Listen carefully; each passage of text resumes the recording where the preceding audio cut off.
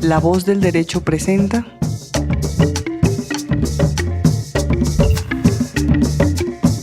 Protagonistas de la Paz.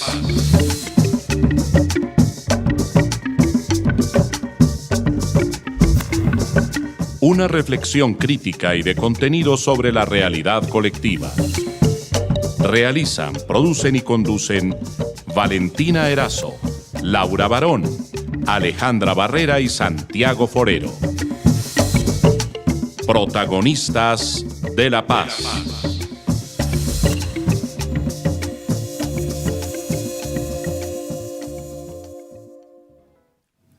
Le damos la bienvenida a toda nuestra audiencia a un nuevo programa de los Protagonistas de la Paz, un programa comprometido con la visibilización de opiniones y vivencias en torno a la construcción de la paz y la justicia transicional, y una apuesta de sensibilización a la opinión pública, a la academia, a los movimientos sociales y al Estado sobre la importancia de incluir en los debates jurídicos, sociales y políticos las diferentes voces y visiones, como parte de un ejercicio democrático e incluyente.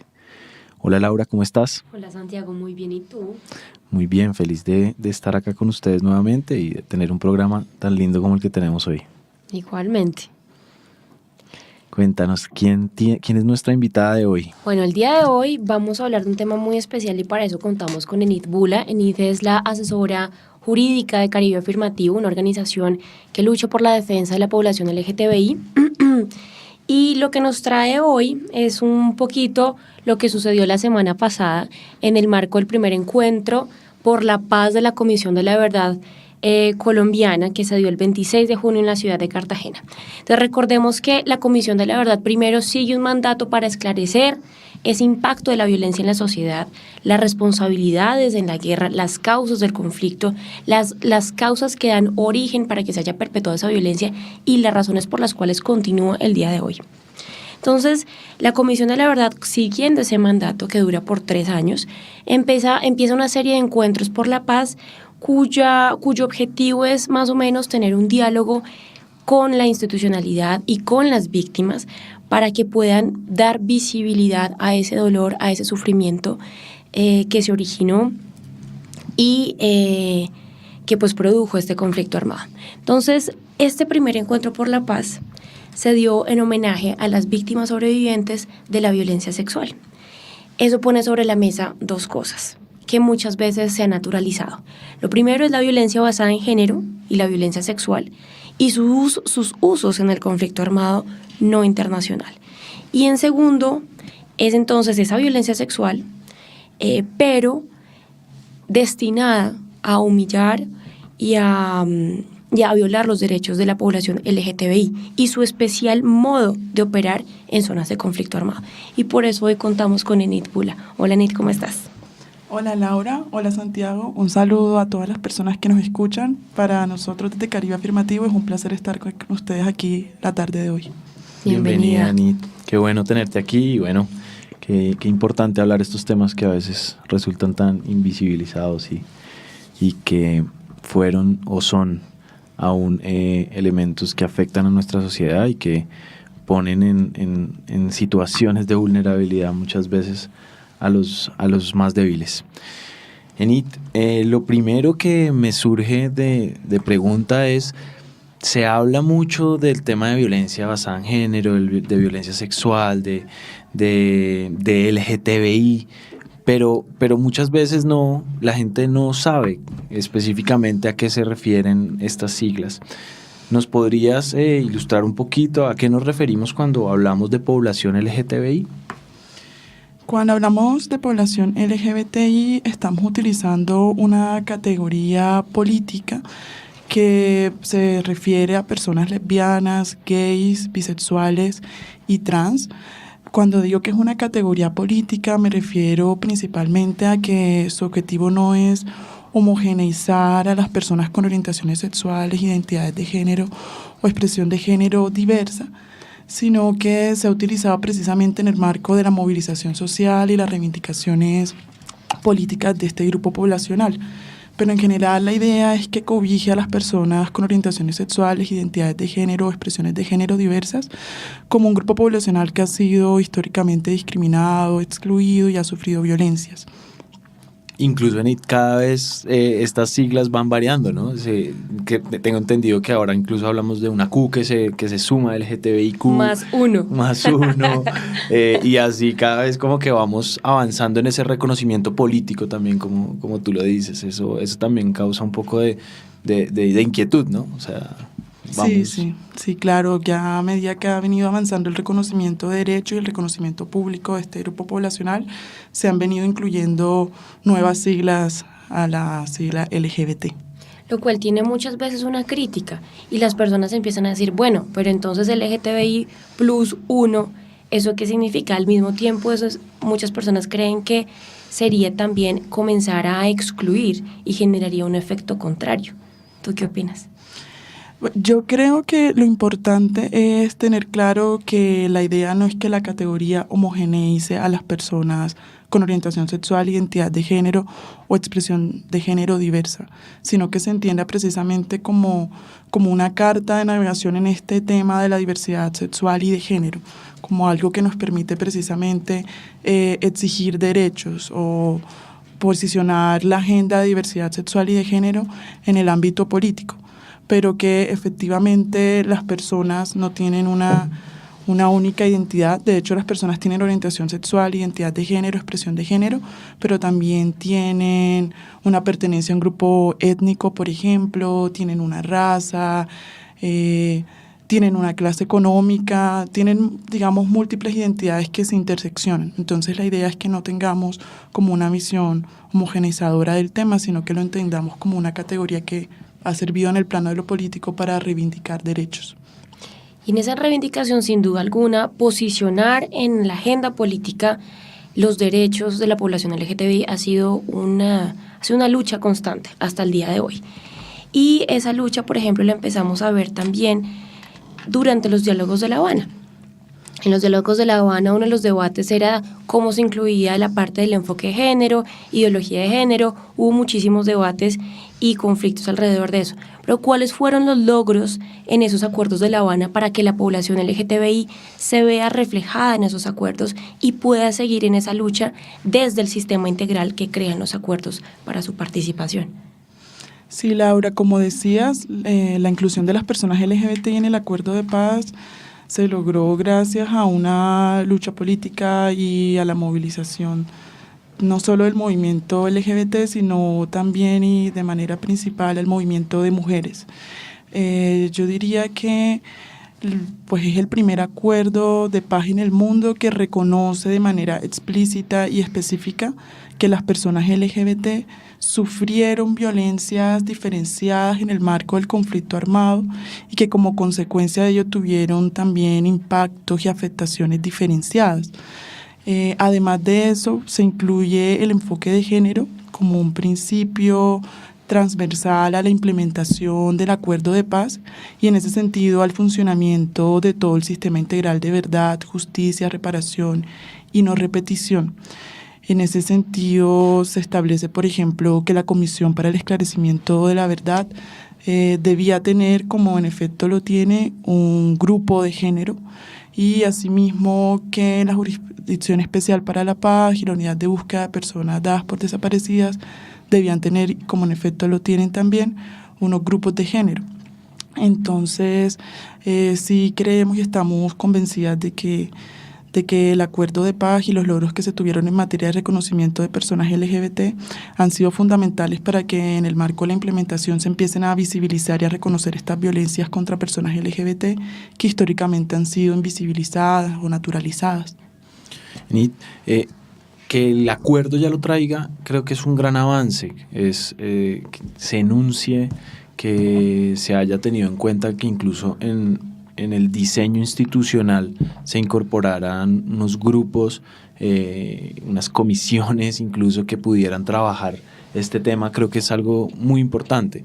Sin embargo, la pregunta es, en la implementación y en la aplicación de estos principios que se enuncian, y que pues en Colombia sabemos que somos un país legalista que siempre ha tenido tiene una constitución progresista, una constitución, digamos, que reconoce unos derechos muy importantes, pero la pregunta siempre es ¿cómo se implementa? ¿Qué retos ves en la implementación? ¿Cómo estás viendo que se está dando este trabajo?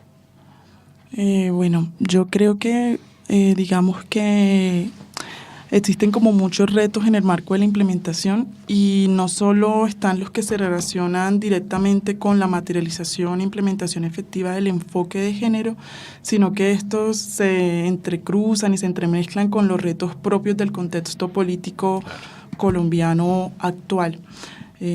Por ejemplo, veíamos ayer en las noticias cómo se anunciaba la reducción todavía más del presupuesto del Sistema Integral de Verdad, Justicia, Reparación y No Repetición, lo cual es profundamente preocupante.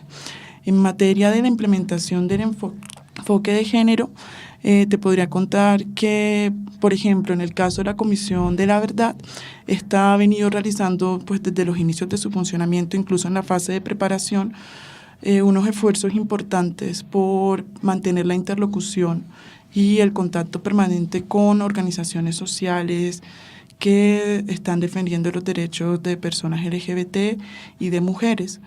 En ese sentido, por ejemplo, conformó un grupo de asistencia técnica para el grupo de género de la Comisión de la Verdad, del cual hacen parte distintas organizaciones de mujeres y de personas LGBT.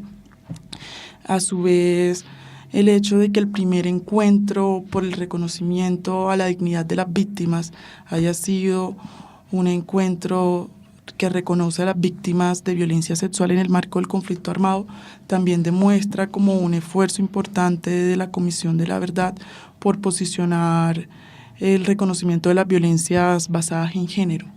En ese sentido, creo que han venido desarrollando como esfuerzos muy importantes, sin embargo, también sabemos y estamos conscientes como de que falta mucho, de que hay muchos desafíos. En el caso de la Jurisdicción Especial para la Paz, por ejemplo, pues ha habido también contactos con las organizaciones sociales, han venido desarrollando la recepción de los informes, por ejemplo, en territorios, lo cual es fundamental porque constituyen como unos actos de reparación temprana para víctimas que no han tenido históricamente acceso a la justicia, pero también se han generado preocupaciones, por ejemplo, en torno al tema del reconocimiento de la relación de la violencia sexual y su relación con el conflicto armado. Entonces, aspectos de ese tipo todavía resultan muy preocupantes.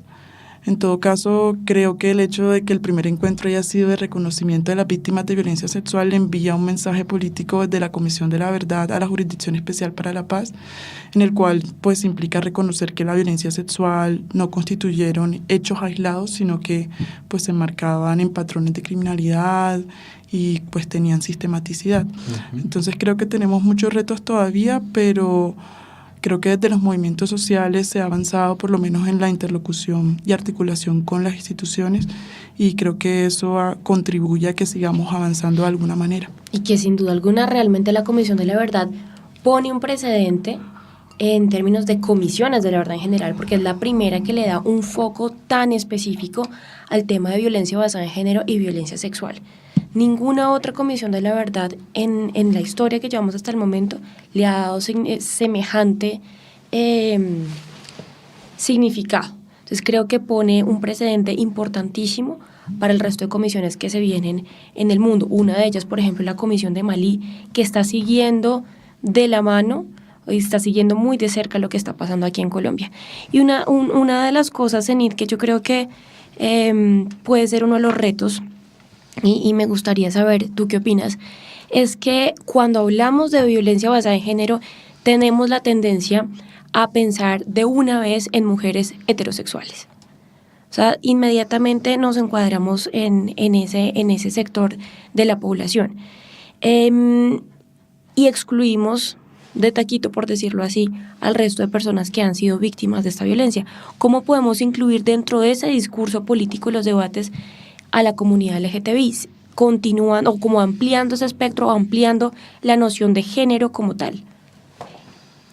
Sí, yo creo que la pregunta que haces es muy interesante porque efectivamente pues digamos que históricamente se ha consolidado la idea de que la violencia basada en género se refiere a la violencia sobre las mujeres, y creo que eso ha ocurrido precisamente porque el movimiento social de mujeres ha tenido una historia un poco más larga que el movimiento social LGBT, y han sido sus luchas las que han permitido consolidar esa categoría de violencia basada en género para que se comprendan y se dimensionen de manera más adecuada las violencias contra las mujeres.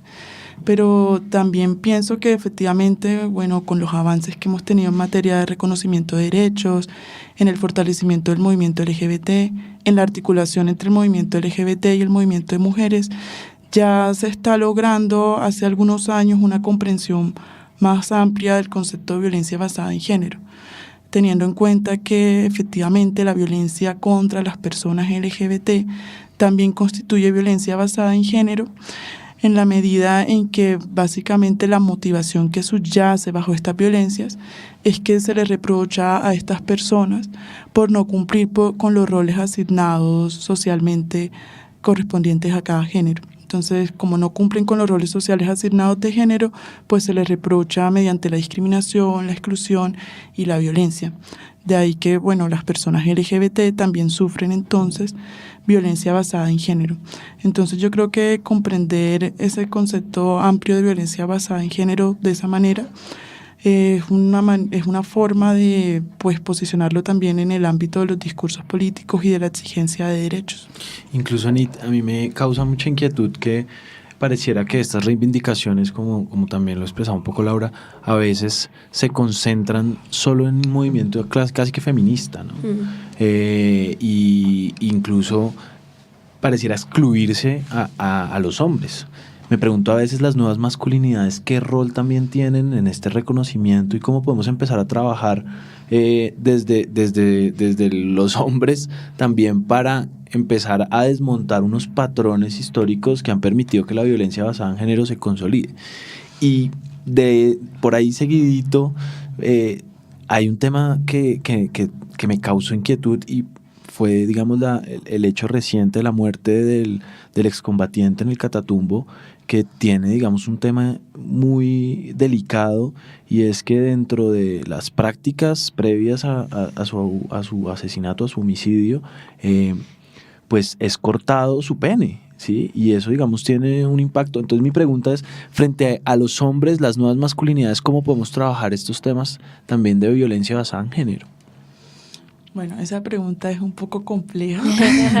Sí, y yo creo que es un tema sobre el que todavía vale la pena estudiar, trabajar y profundizar un poco más. En principio te diría que bueno, lo importante es tener en cuenta y que no se pierda de vista que han habido como unas relaciones históricas de subordinación y dominación relacionadas con los roles de género que han afectado y situado a la mujer como en una posición de inferioridad, básicamente.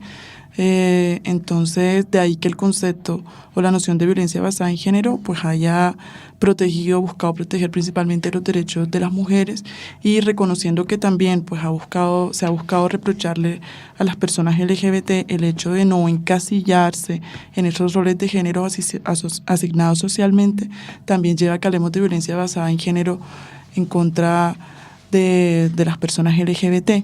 Creo que en el caso de los hombres valdría la pena como profundizar más el tema de analizar pues en qué contexto se dan determinados tipos de violencia.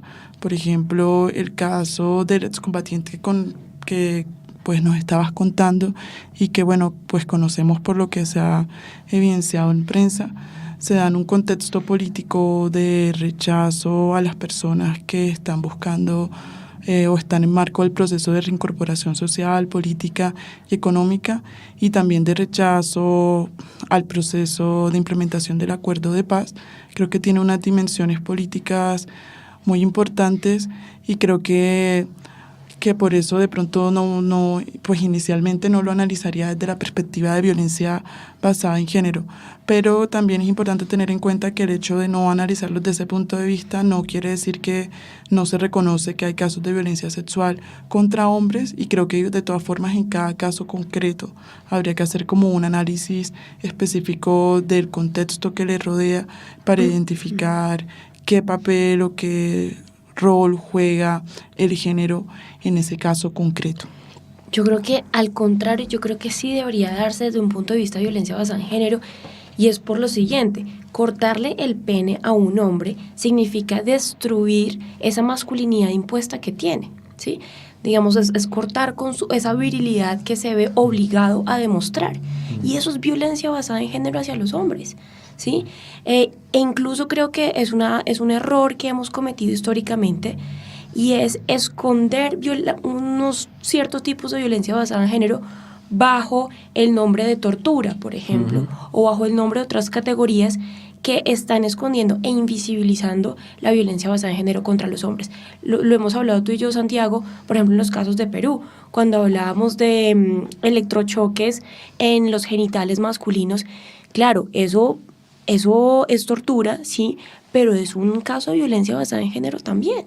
Entonces creo que también tenemos que hacer un llamado a analizar esos contextos y a analizar cómo podemos evaluar la violencia basada en género que ataca esa masculinidad impuesta, porque sin duda alguna su base también está en la persistencia de esos estereotipos negativos que los hombres se ven obligados también a cumplir, y que también entonces ocasionan ese ciclo de violencia contra mujeres, contra población LGTBI, y están dentro de ese marco y dentro de esa dinámica de violencia.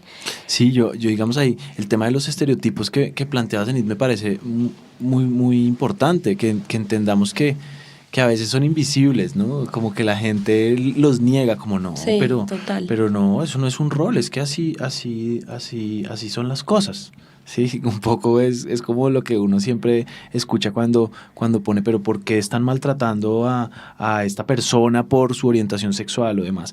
Y la pregunta es, ¿la transformación será que es solo de, no sé, de las instituciones o de las personas que abanderan los temas de género? O también la reivindicación, la transformación tiene que venir acompañada de todos los que estamos en la sociedad, ¿sí? Entonces, un llamado también a que desde las nuevas masculinidades entendamos que tenemos que transformar, sobre todo las nuevas generaciones que nos empezamos a dar cuenta de estos temas, que tenemos que transformar unos patrones históricos que han permitido que la violencia basada en género sea invisibilizada, precisamente. Cuando uno, por ejemplo, está con comunidades, sobre todo con mujeres, empiezan a preguntar, pero venga, ¿será que podemos invitar a nuestros esposos? Porque es que cada vez que yo llego a la casa me dicen que qué es lo que hago, que lo que yo estoy aprendiendo es mentira, que no sé qué. Entonces ya se empieza a ver esa necesidad, creo que es un proceso, sí, pero es esa necesidad de empezar a incluir a los hombres también para sensibilizar, porque si no los incluimos, pues estamos otra vez como excluyendo, pero es un proceso y creo que vamos por buen camino, sí, poco a poco. Y en ese marco es una cuña, y es recordar que acabamos de terminar el mes del orgullo gay, que se da en el marco también de unos disturbios en Nueva York. Aquí un poquito de historia, en los años, eso fue en el año 1969, de hecho, cuando se dan unos disturbios, de hecho, espontáneos y también violentos por parte de la comunidad gay en un bar en Nueva York. Y vemos que en esa celebración del orgullo gay pasa lo que pasa, por ejemplo, en Medellín, con esta persona que baja la bandera gay, la destruyen y piden respeto hacia la comunidad antioqueña. Ese ¿qué mensaje o qué implicaciones tiene en nuestra sociedad, Enid?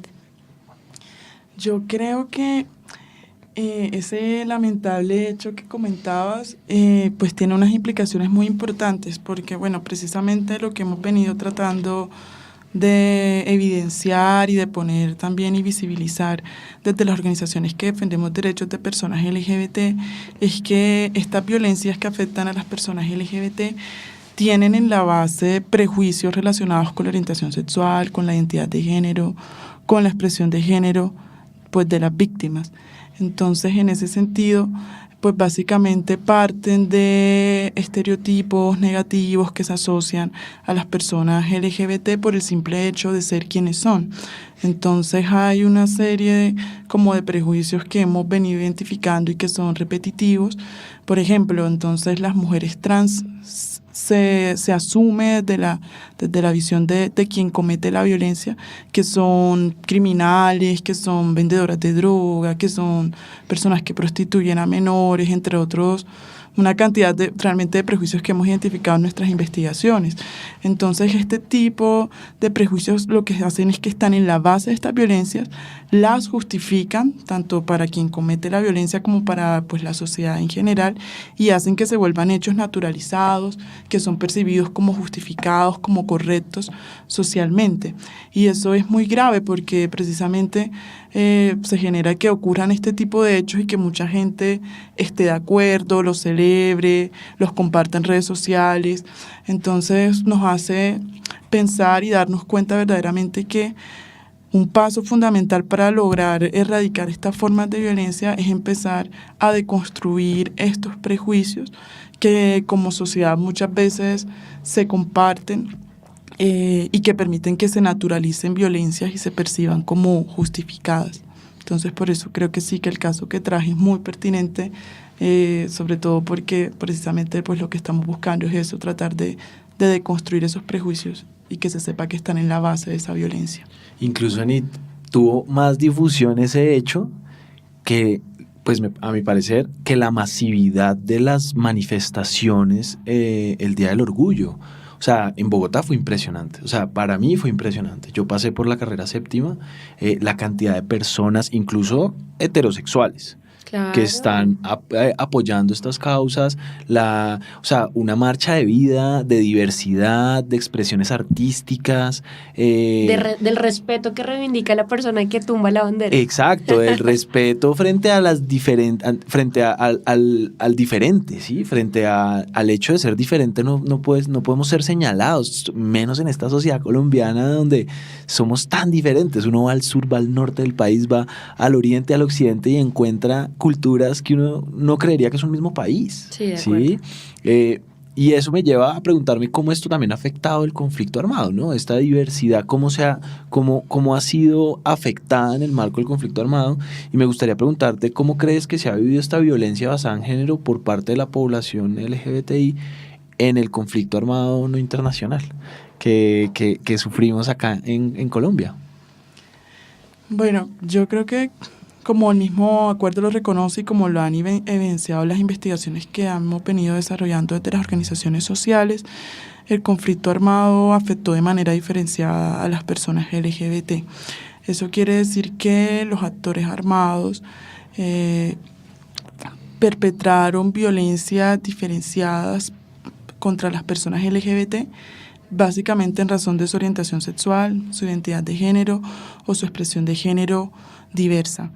En ese sentido, pues se han identificado distintos tipos de violencia. Entre los más importantes podría destacar la violencia sexual en sus diferentes formas, incluida la violación, la desnudez forzada, el embarazo forzado, entre otros, los homicidios y los feminicidios, el desplazamiento forzado y las amenazas, prácticas de esclavitud incluso, y torturas. Digamos que esas son como las que tengo aquí en mi mapa, que son como las principales que hemos identificado, pero lo interesante que nos ha permitido evidenciar las investigaciones recientes que hemos hecho precisamente para la presentación de los informes para el reconocimiento de estas violencias ante la Jurisdicción Especial para la Paz y la Comisión para el Esclarecimiento de la Verdad, es que estas violencias no fueron hechos aislados. Claro. Es decir, hemos identificado, gracias a la documentación de los testimonios de las víctimas que valientemente han decidido aportar sus relatos y sus historias,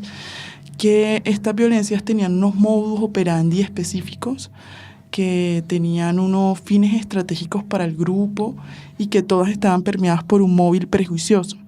En ese sentido, no se trataba de hechos aislados que ocurrían de manera oportunista, sino que hacían parte precisamente de un plan de estos grupos que lo que buscaba era ganar legitimidad en el territorio. ¿Por qué? Porque, bueno, se trataba de territorios en disputa por varios actores armados y, bueno, bien se ha reconocido que todo grupo armado que desee permanecer y persistir en un conflicto armado requiere el apoyo de la población. Entonces, era importante para ellos mantener un control territorial efectivo que se fortalecía precisamente a raíz de la legitimidad que ganaban manteniendo un orden social excluyente que afectó de manera particular a las personas LGBT, precisamente porque las comunidades, y sin la intención de estigmatizarlo porque es algo social en general, pues compartían los prejuicios que fundamentaban estas violencias. Claro. Entonces eran violencias que ocurrían, que eran particularmente graves, impactantes, pero que no eran rechazadas, sino que por el contrario eran naturalizadas, el silencio aceptadas. cómplice. Sí, eran percibidas. Exactamente, entonces eran violencias percibidas básicamente como justificadas. Y era pues lo que estaba en la base de estas violencias. Entonces, digamos que los informes recientes nos han permitido poner sobre la mesa que habían patrones de criminalidad, de persecución contra las personas LGBT e identificar pues los modus operandi de cada una de las violencias. Enid, vamos a hacer una pausa. Listo. Y después vamos a continuar compartiendo este tema y sobre todo esos usos de la violencia específicamente contra población LGTBI. Esta es La Voz del Derecho. Bueno, estamos de regreso con Enid y con Santiago compartiendo estos temas de violencia basada en género, sobre todo contra población LGTBI.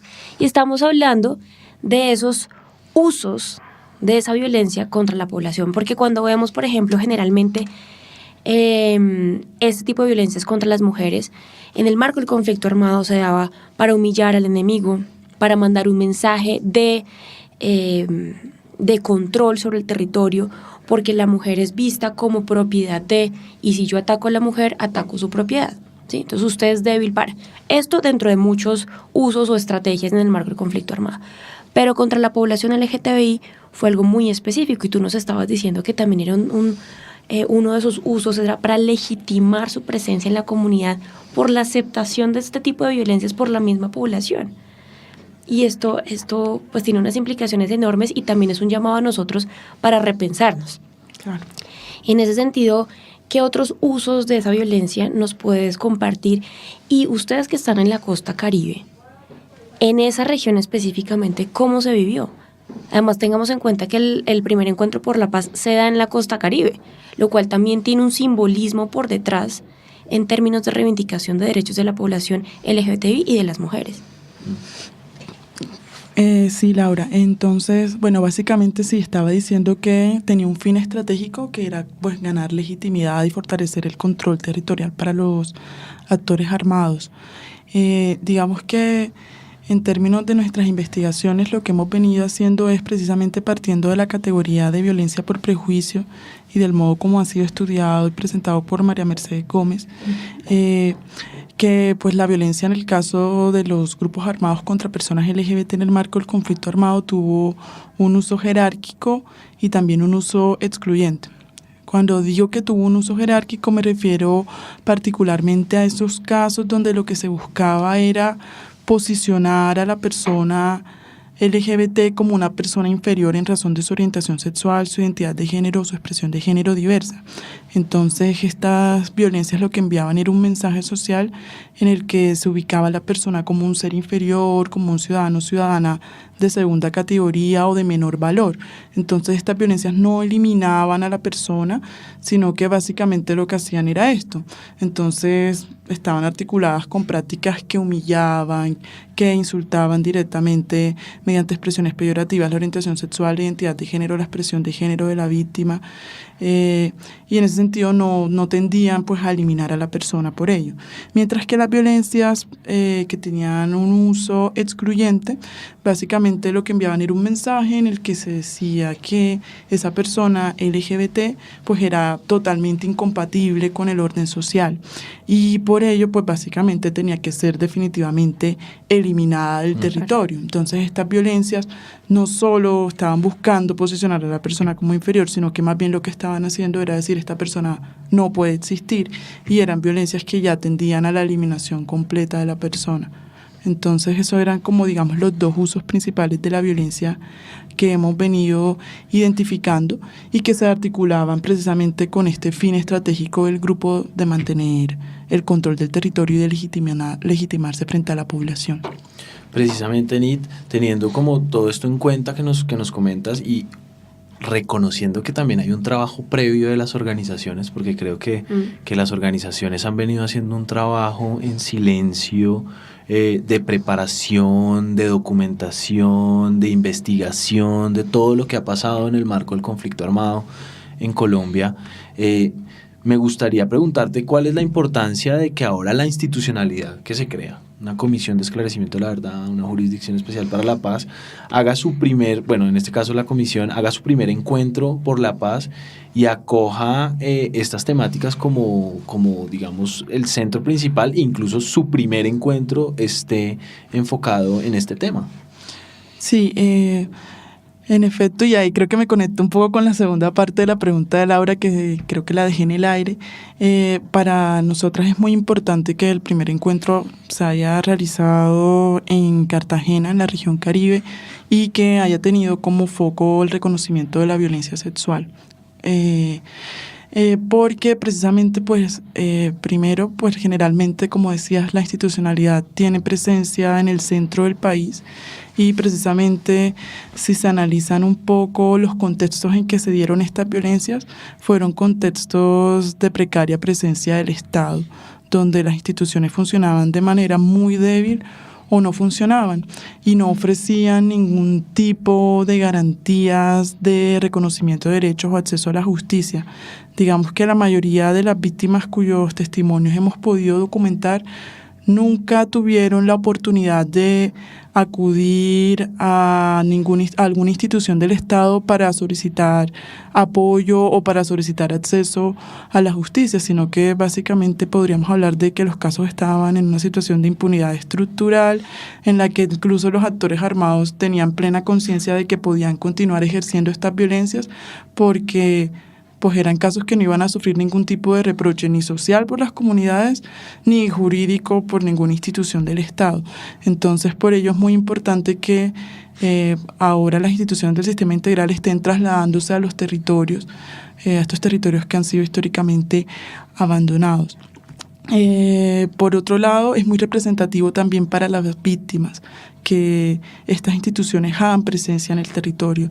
Por ejemplo, en el caso de la Jurisdicción Especial para la Paz, hemos logrado que la magistratura se traslade a recibir informes en territorio, en presencia de las víctimas, y que puedan escuchar a las víctimas directamente a viva voz y que éstas puedan presentar sus distintos actos simbólicos.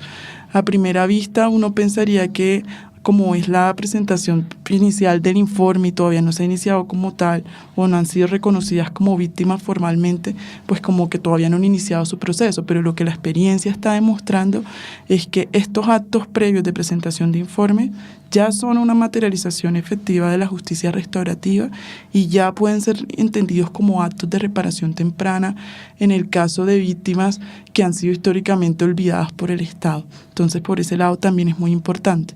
Y ahora, yéndonos un poco al tema, al hecho de que fuera la violencia sexual, creemos que tiene una trascendencia, envía un mensaje importante también, porque la región Caribe es reconocida precisamente por ser una región permeada por el machismo, permeada por los prejuicios, por la asignación social de unos roles de género que están basados en un orden heteronormativo, etcétera. Y entonces el hecho de que sea en la región Caribe este encuentro de violencia sexual como forma de violencia basada en género nos parece fundamental, y también creemos que envía un mensaje importante. Y digamos que un poco también retomando la pregunta de Laura ahorita sobre si hemos identificado cómo han sido las violencias que hemos identificado en el territorio, Pues tendría que decir dos cosas. Bueno, por un lado, se ha logrado evidenciar precisamente el contexto profundamente machista que rodeó estas violencias en la región Caribe, cuáles eran los prejuicios que se compartían socialmente. Por ejemplo, las víctimas cuentan que desde las mismas familias iniciaba toda la cadena de exclusión, pero esto también pasa en otras regiones del país. Claro. Pero hemos podido contar, por ejemplo, que era común que los papás dijeran, no, mejor un hijo muerto que un hijo marica. Entonces, desde el mismo seno del hogar, estos prejuicios ya venían afectando a estas personas desde muy temprana edad. Se justificaba la muerte, es impresionante. Claro. Ese dicho, lo que está justificando es el asesinato, llamado al odio, la eliminación. Claro. Exacto, entonces digamos que hemos logrado documentar ampliamente un contexto en el que había una violencia social naturalizada hacia personas LGBT, por ejemplo, cuando ocupaban espacio público. Entonces, si la mujer trans iba caminando por el centro a plenas 12 del día, era totalmente normalizado que se le tiraran cosas, que se le tiraran basuras, que se le insultara, solamente por aparecer a plena luz del día en el espacio público. Entonces, que es meritorio, es algo reprochable.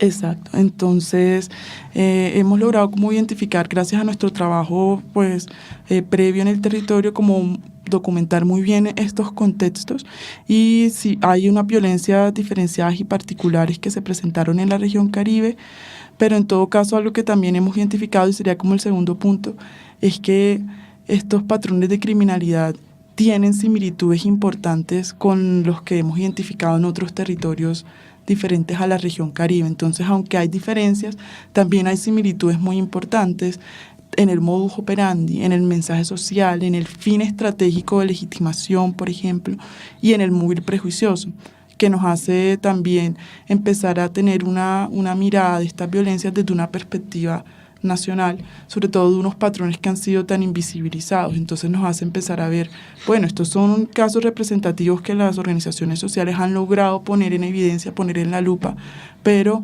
son casos representativos de una serie de violencias que no ha sido mostrada, no ha sido documentada y que pueden haber ocurrido de maneras con similitudes y diferencias en otras regiones del país, pero manteniendo ese móvil prejuicioso y ese fin estratégico de legitimación. Totalmente de acuerdo.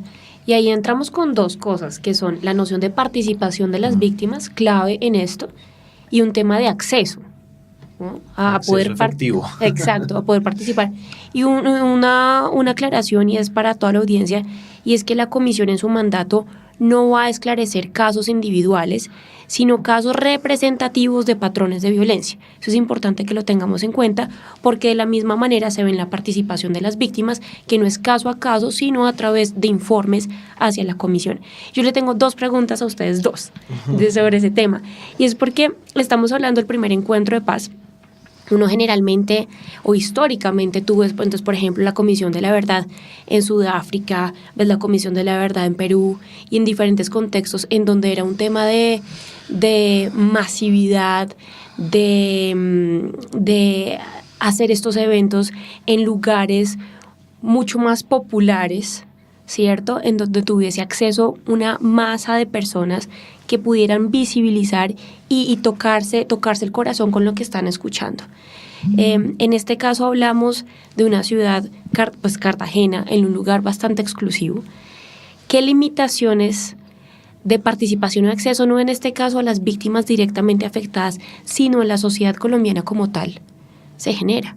Porque, y esto es una opinión, digamos, personal, una de las cosas que tenemos que construir es esa convivencia y esa reconciliación que empieza por la escucha. Entonces, muy pocas personas realmente se enteraron de que había un encuentro de paz. Muy pocas personas se enteraron o se siguen sin enterar de qué es una comisión de la verdad y cuál es nuestra comisión de la verdad. Entonces, ¿qué opinan de ese acceso y participación de la sociedad en general?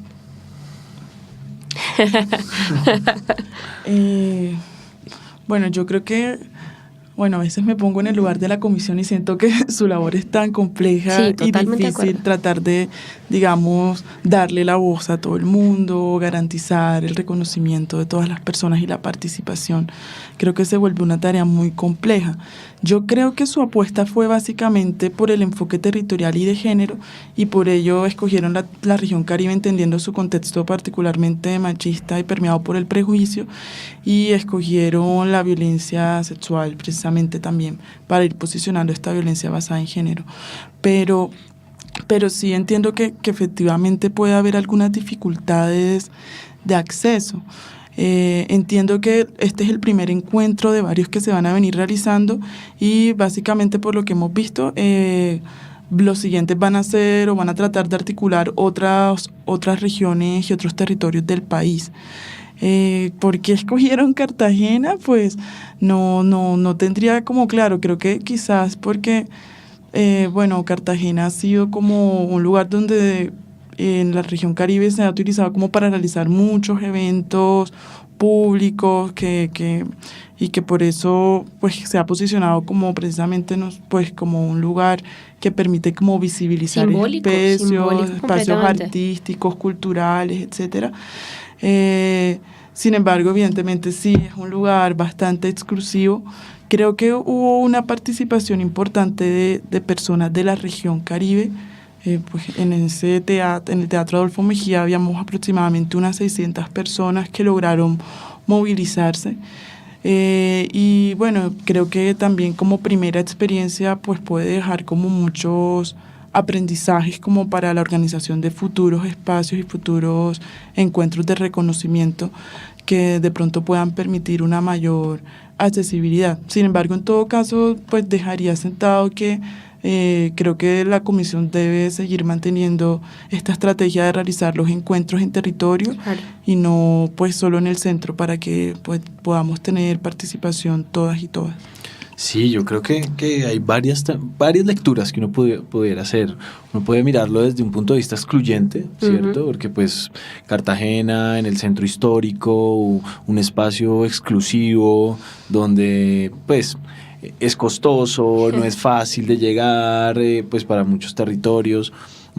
O puede verlo también como que precisamente en las ciudades muchas veces fue invisibilizado lo que pasaba en los territorios, y tal vez en las ciudades es donde más tenemos que darnos cuenta y que nos cuenten un poco, valga la redundancia, qué fue lo que pasó allá y qué fue lo que no vimos y dónde estábamos, dónde estaban las ciudades cuando estaba pasando todo esto en el campo, ¿cierto? Creo que puede tener esa doble lectura, y creo que es importante, y pensaría que de pronto un llamado puede ser que pues, como tú lo dices, es un trabajo muy difícil el que asume la comisión, pero uno podría pensar que se pudieran dar en diferentes espacios simultáneos estos encuentros, ¿cierto? O sea, que uno pensaría que a la vez que se está dando en Cartagena, se pudieran leer relatos en, no sé, en María la Baja o en Montes de María, o ¿cierto? Como en ciertos lugares donde están las víctimas, donde uno pensaría que debería haber mayor participación, mayor visibilización. Uno podría pensar que podría darse simultáneamente, ¿no? Y Claro. creo que, perdóname, Nid, es, digamos, la pregunta también en un poquito para incitar a esa corresponsabilidad que tenemos, y sobre todo con los medios de comunicación, que también lo hemos hablado, porque evidentemente fue un espacio, digamos, sí, muy particular, pero ¿qué pasa si, por ejemplo, los medios de comunicación en Colombia de alcance nacional transmiten estos espacios? Claro. Que es un poco lo que miramos cuando hablábamos de la comisión en Perú, ¿no? Exactamente. Que todos los canales tenían que transmitir Siempre. en simultánea lo que estaba Pasando. cubriéndose. ¿Qué pasa si toda la audiencia colombiana, en vez de estar mirando la novela turca, está escuchando este encuentro de paz? De acuerdo. Eso sin duda alguna invita a la empatía, a la escucha, y a preguntarse lo que tú estás diciendo de, uy, ¿dónde estaba yo en el año tal cuando a esta persona le está pasando esto? ¿Sí? Y eso toca, eso llama. Creo que es un llamado a la corresponsabilidad a todos los sectores de la población, en este caso a medios de comunicación. Sí, no, tienes toda la razón, Laura, pero quería también como agregar algo a lo que decía Santiago, y es que la comisión también tiene la compleja tarea de tener en cuenta el contexto de seguridad de los lugares donde está trabajando. Eso es un puntazo. En un la región puntazo. Caribe, digamos que, Absolutamente. por ejemplo, regiones como el sur de Córdoba, particularmente afectado por el conflicto armado, y Montes de María, por ejemplo, están viviendo una situación de seguridad muy compleja, muy difícil, de rearme de grupos armados, de generación de nuevos actores y de básicamente, sí, reintensificación de la violencia, que también lleva a que la comisión deba adoptar pues las medidas de seguridad y protección pertinentes para no poner en riesgo a las víctimas que pues tienen todo el valor de volver a contar o de contar por primera vez los hechos que sufrieron. Entonces es como para dejarlo ahí también. No, Sí. absolutamente importante, y precisamente creo que ayer, si no estoy mal, se conoció el homicidio de otro líder social, reviviendo incluso prácticas de violencia pues que ya pensábamos que habían sido suficientemente reprochadas, pero que siguen pasando, y que en verdad hay que hacer un llamado a que no podemos dejar que esto siga pasando. O sea, ¿qué vamos a hacer mientras esto está pasando? Sí, y creo que eso también va ligado, bueno, primero con el mandato también de esa comisión de contribuir a esclarecer el origen o las causas, las razones de ser de este continuum de violencia que pensamos empezar a dejar a un lado. Y en el caso de violencia contra la población LGTBI, vemos entonces que son esos prejuicios de los que tú nos estabas hablando, unos prejuicios que entonces se consolidan en esa persistencia de unos estereotipos y unos roles de género asignados a las personas. Y en ese sentido, hablamos entonces de la necesidad de deconstruirlos. Pero, ¿qué medidas consideras, Enid, que están a nuestro alcance, no a nivel institucional, sino a nuestro alcance en el día a día para contribuir a esa deconstrucción y dejarnos, porque hasta que no deconstruyamos eso, no vamos a terminar ese ciclo de violencias? Entonces, ¿cómo nosotros podemos dejar de ser detonadores de violencias basadas en género? Yo creería que un primer paso, y digamos que esto sí sería en todos los niveles, desde el individual hasta el institucional, es reconocer que tenemos estos prejuicios que son tan social y culturalmente arraigados y que están en la base de estas violencias, de estas discriminaciones, de estas formas de exclusión. Yo creo que el reconocimiento es un paso fundamental para poder empezar a deconstruir, a cambiar, a transformar estereotipos negativos relacionados con la orientación sexual, la identidad de género o la expresión de género de las víctimas. Y como te decía, creo que esto se da en múltiples planos, tanto desde el plano individual y personal, porque de hecho incluso en espacios que hemos tenido con personas LGBT, víctimas de distintas formas de violencia fuera y dentro del conflicto armado, pero todas basadas en prejuicio, muchas veces nos dicen, claro, para nosotros es importante entender esto y también nosotras mismas deconstruir esos prejuicios que nos han inculcado socialmente y que a veces nosotras terminamos compartiendo, y por eso, no estoy culpando a las víctimas, sino que ellas terminan precisamente por estos contextos naturalizando estas violencias y sintiendo que no tienen a la mano o no tienen alternativas efectivas para exigir derechos.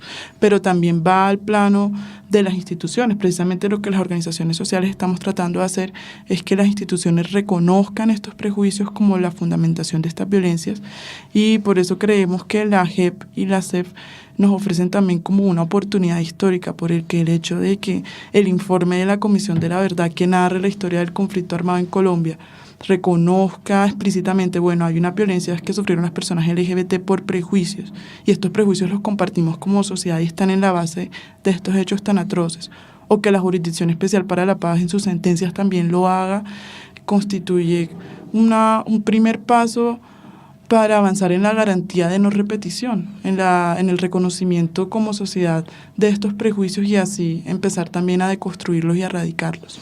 Enid, como tú dices, pues esto es un primer paso, pero siendo un poquito optimistas y yendo un poquito más allá, incluso reconociendo que la ley 1448 pues reconoce el conflicto armado, reconoce que se tiene que reparar a las víctimas, nos lleva a preguntarnos, bueno, después de este reconocimiento, de vernos un poco como sociedad, ¿por qué pasó esto y por qué dejamos que pasara sin que hiciéramos nada? La pregunta es, ¿cómo podemos abordar entonces la reparación transformadora de estas situaciones, y qué entonces se entendería como reparación para esta comunidad LGTBI en el marco del conflicto armado? Bueno, esa pregunta también es muy compleja. Primero, bueno, porque son muchas las víctimas y porque cada una pues tiene sus particularidades. Digamos que en principio y como desde una perspectiva de interseccionalidad también, estas víctimas, bueno, tenían una orientación sexual, una identidad de género, una expresión de género diversa, pero en general, por ejemplo, eran personas con una condición socioeconómica excluida o baja, donde no tenían acceso como a muchos derechos económicos, sociales y culturales. Y eso también las sitúa en una posición de vulnerabilidad que las hace más susceptibles de ser víctimas de este tipo de violencias. Entonces, muchas veces cuando uno conversa con ellas, una reparación transformadora ideal sería una que cambiara como esta situación socioeconómica de exclusión en la que han vivido.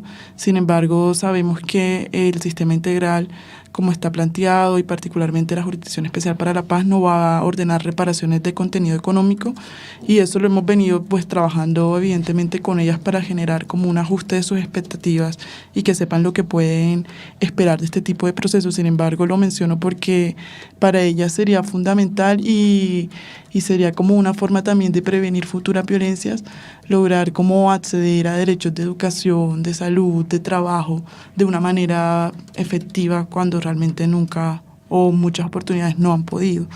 Y ya en términos de las reparaciones que creemos que son posibles desde el marco del sistema integral de verdad, justicia, reparación y no repetición, aunque todavía no hemos como profundizado en alternativas específicas, sí han sido muy enfáticas en que se logre visibilizar el reconocimiento de estas violencias, en que sus voces sean escuchadas, pero que también ellas, y eso, bueno, algunas, no todas, que también puedan escuchar las voces de quienes cometieron estas violencias y saber realmente por qué fue y que se sepa socialmente por qué fue. Entonces, para ellas básicamente es una oportunidad de que se entienda socialmente en sus comunidades y en Colombia en general que esas violencias no eran merecidas, que ellas no eran malas, no eran enfermas, no eran anormales. Limpiar su nombre, limpiar. Exacto. Buen nombre. Una de ellas decía, sí, esto es una oportunidad de limpiar nuestro nombre y que se sepa que esto no fue por nuestra culpa, sino que fue porque había unos prejuicios que la comunidad, la sociedad ha compartido y porque los actores armados necesitaban legitimarse en estos contextos. Y en ese sentido se puede avanzar también en una garantía de no repetición. Y hay un llamado bien importante que me parece que en términos jurídicos pues nos lleva a reflexionar un poco, ¿no? Mucho más allá incluso de los derechos fundamentales, también un llamado a garantizar esos derechos económicos, sociales y culturales que empiezan a ser un centro importante en la reparación de estas comunidades y en la reparación de nosotros como sociedad. Un Estado ausente que no ha garantizado ciertos derechos y cómo como sociedad empezamos a trabajar en esa garantía de derechos, ¿no? Que te ubica en un estado de vulnerabilidad generador de violencia, sin duda alguna. Gracias, Enid, por estar acá, por acompañarnos. Sin duda alguna, este programa ha sido una llamada a aterrizar un poquito en reconocer esa existencia de prejuicios que se cristalizan en estereotipos que a su vez son factores detonantes de violencia. Uno de los factores de violencia que se acentúan en el conflicto armado, que se acentuaron, y también tener en cuenta que esa verdad y el rol de la Comisión de la Verdad en sí misma tiene una función reparadora, y destacar y resaltar esa función de la Comisión, cuya labor no es nada fácil. Entonces, que también tenemos una posición de contribuir a esa labor. Y en esa tónica de llamado queremos terminar este programa con uno de los relatos que se leyeron en ese marco de ese encuentro. Es el segundo relato de 3 que fueron leídos por una mujer trans. Entonces vamos a leerlo. Dice así: en un lugar a las afueras de la ciudad de Sincelejo, conocido como El Maizal, nos encontrábamos un grupo de mujeres trans ejerciendo el trabajo sexual. Llegó una camioneta a intimidarnos. Teníamos miedo, tanto que corrimos todas a escondernos en el baño de un restaurante del sector. Ellos llegaron hasta el restaurante a intimidar al vigilante para que los dejara pasar, para sacarnos a todas, una por una, y maltratarnos físicamente. Nos decía: salgan, que a todas les daremos un pedacito de torta y gaseosa. Las persecuciones eran constantes y cada vez más agresivas, hasta el punto de conducirnos al desplazamiento a ciudades como Bogotá y Medellín. En mayo del mismo año me encontraba ejerciendo el trabajo sexual. Me abordó un hombre el cual me pidió un servicio. Una vez me tenía en cierto lugar, me despojó de mis prendas de vestir. Al mismo tiempo me decía palabras e insultos. Después hizo conmigo lo que quiso. Me mandó a salir de la parte enmontada y toda desnuda. Fui a la unidad de reacción inmediata y la respuesta fue que ellos me llamarían si llegara a arrestar a alguien con los mismos rasgos faciales de este hombre que yo describí. Quité la denuncia porque sentía que los agentes encargados de mi caso se burlaron. Me llamaron 3 veces en una sola semana para ir a identificar al capturado y cada vez que iba me sentía como burlada por parte de ellos. Después de eso me alejé de ciertos lugares. Empecé a sentir temor de algunos hombres en motocicleta, por ejemplo. Me aislé de mis amigos por cierto tiempo. Mi opción fue hacer de tripas corazón, porque si me aferraba a mis miedos, me quedaba sin sustento. Con esto terminamos el programa de hoy. Esperamos que tengan una muy buena tarde. Y pues gracias, Denit, nuevamente. Gracias, Santiago. Buenas noches. Buenas noches. Buenas noches.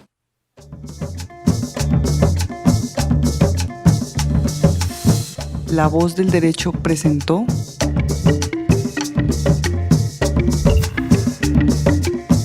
Protagonistas de la paz.